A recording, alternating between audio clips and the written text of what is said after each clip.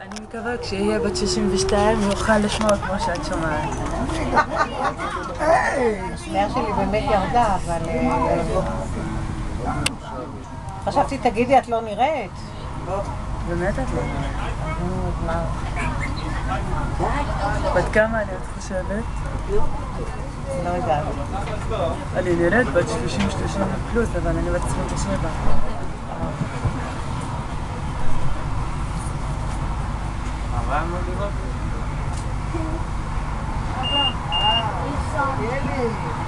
אבל הפלאפון שלי...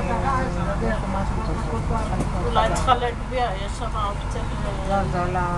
הכי גבוה. צריכה לקנות חדש. תקל להשמיע, חד שמח, דניאלי, מראה לי זה. לא יהיה בטלפון. אולי תשתמשי באוזניה, קצת טוב. לא, אני לא מדברת הרבה. אני כן. אני רואה. אני לא מדברת כמעט כלום. תמיד, אני עושה סימן לאנשים סטודנטים, רוב הזמן. את סטודנטית? לתואר שני. יפה. בירושלים? בארץ באוניברסיטה העברית. יפה מאוד. מה את לומדת?